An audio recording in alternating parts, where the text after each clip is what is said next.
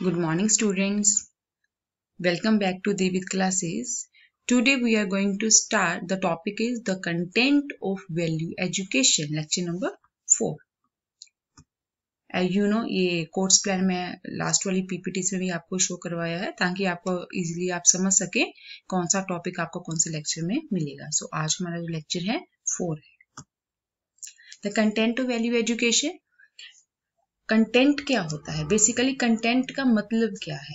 Content माने सामग्री. जैसे किसी भी चीज को बनाने के लिए सामग्री की जरूरत होती है, ऐसे ही वैल्यू एजुकेशन का कंटेंट क्या हो सकता है? वैल्यू एजुकेशन की सामग्री क्या है? To understand human values, we need to study the human reality along with all that is there in the existence. सबसे पहले हमें ह्यूमन वैल्यूज को अंडरस्टैंड करना है. अगर हमें वैल्यू एजुकेशन के कंटेंट को पढ़ना है तो सबसे पहले किसको समझना पड़ेगा? ह्यूमन वैल्यूज क्या है. We need to study the human reality. हमें ह्यूमन की रियलिटी को भी स्टडी करना है. इस पूरी एग्जिस्टेंस में, इस पूरे नेचर में ह्यूमन के अलावा और भी एंटिटीज एग्जिस्ट करती हैं. वो कौन कौन सी एंटिटीज हैं? एनिमल्स हैं, प्लांट है, एयर है, वाटर है, सोइल है, राइट, बर्ड्स है. सो ये सारी की सारी क्या है? एंटिटीज हैं. Value education must include all dimensions. कौन कौन से डायमेंशन? डायमेंशन माने पहलू क्या है? तो कौन से डायमेंशंस है? Thought, behaviour, work and realisation.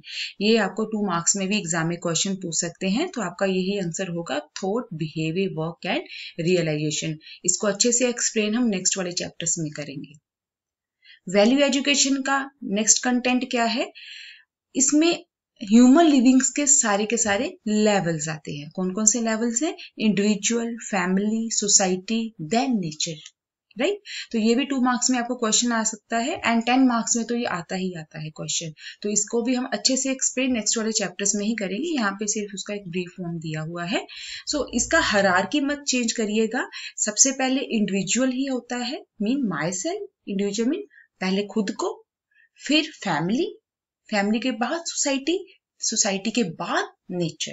तो इसकी हायरार्की को आगे पीछे मत करिएगा. ऐसे नहीं करना कि कभी कहीं या सोसाइटी या फैमिली को आगे ले आए और इंडिविजुअल को लास्ट में कर दे. तो ये हायरार्की को ध्यान में रखना है. ये एज इट इज हायरार्की ऐसे ही रहेगी, राइट.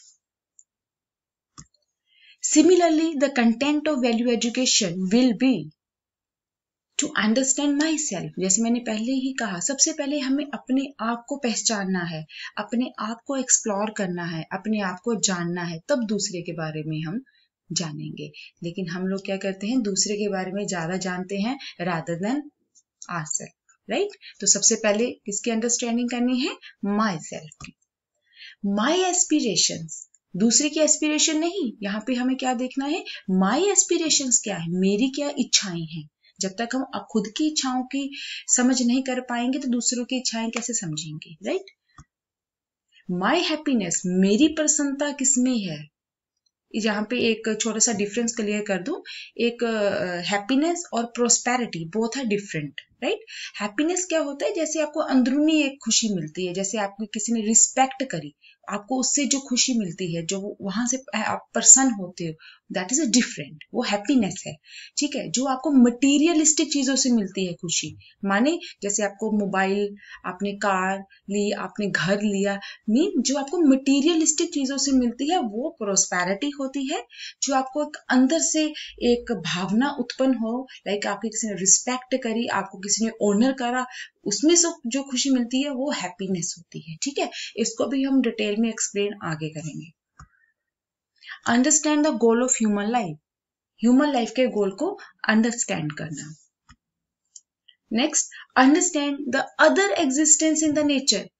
ह्यूमन को तो अंडरस्टैंड कर लिया, लेकिन उसके साथ साथ नेचर में और भी एंटिटीज हैं, ठीक है. वो भी एग्जिस्ट कर रही है, हमें उनको भी जानना है, उनका निरादर नहीं करना. उनको भी वैसे ही हक है इस नेचर में रहने का जैसे एक ह्यूमन बीइंग को है.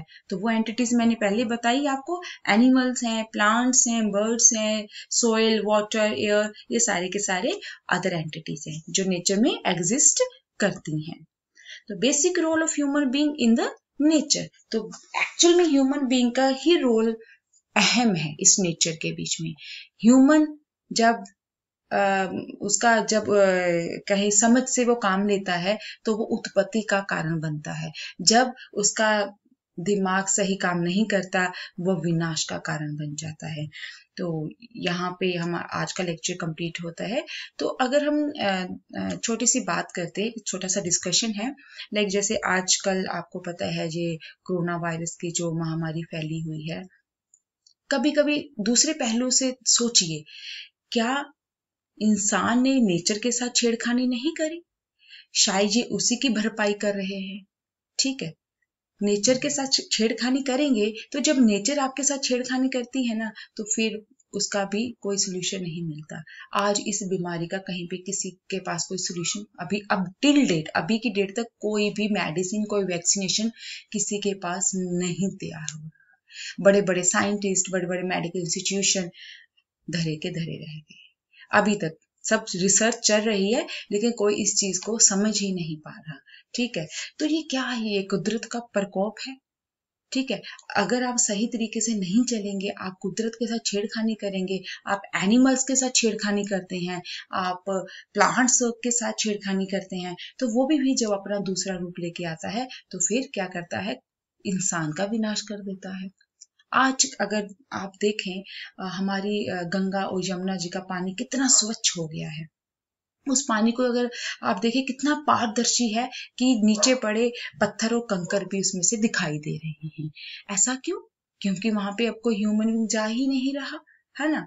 तो यमुना जी को साफ करने के लिए गवर्नमेंट ने करोड़ों रुपया लगा दिया लेकिन वो नहीं साफ कर पाए है। और इस कोविड जो महामारी है, इसके चलते जो 20-21 दिनों के हमारे लॉकडाउन ने ही क्या किया, उस यमुना जी के पानी को स्वच्छ कर दिया। तो ये क्या है? इट मीन्स ह्यूमन ही था जो विनाश कर रहा था हर जगह पे। आज देखो हर प्रकृति, जो हमारी नेचर इतनी सुंदर, इतनी साफ सुथरी दिखाई दे रही है, कहीं पोल्यूशन ही नहीं है। हर एक जो व्यू है आपको बहुत क्लियर दिखाई देता है। आसमान बिल्कुल अपने असली रंग में है, बिल्कुल उसके ऊपर कोई धूल नहीं है। ऐसा क्यों? क्योंकि ह्यूमन शायद आज चार दीवारी के अंदर है। जहां हम ऐसा सोचें कि कुदरत अपने आप की मुरम्मत कर रही है, कुदरत की जैसे आप भी घरों की मुरम्मत करते हैं तो ऐसे कुदरत अपनी मुरम्मत कर रही है। जब वो मुरम्मत करे, उसको पता है अगर इंसान बाहर निकला तो इसने फिर मुझे विनाश के अंधेरे में धकेल देना है, तो इसको चार दीवारी में ही बंद कर दो। शायद ये महामारी इसलिए चल पड़ी। क्या क्या देखिए हो रहा है, सारे का सारा जो सब इंसान है सारे के सारे चार दीवारी के अंदर बंद है और प्रकृति अपने नए रूप में आ रही है। तो अगर हम इस चीज से भी अब आज भी नहीं सीखेंगे कि हमें प्रकृति की रिस्पेक्ट करनी है, हमें नेचर की रिस्पेक्ट करनी है, क्योंकि ह्यूमन बीइंग के अलावा और भी एंटिटीज एग्जिस्ट करती हैं, उनका भी उतना ही हक है इस धरती के ऊपर जितना ह्यूमन बीइंग का है। लेकिन ह्यूमन बीइंग सोचता है कि मैं ही यहाँ का राजा हूँ। वो एनिमल्स की रिस्पेक्ट नहीं करता, उसको अपने स्वाद के लिए, अपनी खुशी के लिए उसका शिकार करता है, उसको काटता है। वृक्षों को, जंगलों को जलाया जा रहा है, काटा जा रहा है। क्यों भी? क्यों? ये भी तो एग्जिस्ट कर रहे हैं ना, इनको भी तो जीने का हक है, लेकिन इंसान को वो हक दे ही नहीं रहा। इसलिए अब कुदरत अपने नए रूप में आई है। अब इंसान को चारदीवारी में बंद कर दिया और वो अपने आप में खिलखिला के हंस रही है। सो आज भी अगर इस चीज से नहीं सीखेंगे तो फिर आने वाले समय में शायद और भी मुश्किलों का सामना करना पड़ जाए। तो ये चीज मैं इसलिए आपको बता रही हूँ क्योंकि हम वैल्यू एजुकेशन पढ़ रहे हैं। मैंने पहले ही बोला था, अगर आपके पास पावर है, आपके पास नॉलेज है, लेकिन वैल्यू एजुकेशन नहीं है, तो वो इंसान विनाश का कारण बनता है। जिसके पास knowledge, power plus value education है, उसको पता है ह्यूमन क्या है, नेचर क्या है, एक्चुअल रियलिटी क्या है, मुझे सबकी रिस्पेक्ट करनी है, सबको हक देना है। ठीक है, वो अपने सही तरीके से चलेगा, वो क्या होता है? उत्पत्ति का कारण बन जाता है। सो आज का चैप्टर हमारा यहीं पे कंप्लीट होता है। जैसे स्टूडेंट्स कमेंट सेक्शन में डिमांड कर रहे थे, उनको पीपीटी नोट्स वगैरह चाहिए, तो ये मेरी ईमेल आईडी है, आप इसके ऊपर रिक्वेस्ट डाल सकते हैं। एंड स्टूडेंट, मेरी इस पीपीटीज को लाइक, कमेंट एंड शेयर करने के लिए थैंक्स अ लॉट। और इसको सब्सक्राइब जरूर करिएगा और बेल आइकन के ऊपर क्लिक करिए ताकि आपको नेक्स्ट नोटिफिकेशन जल्दी से जल्दी मिलता जाए। Okay, thank you.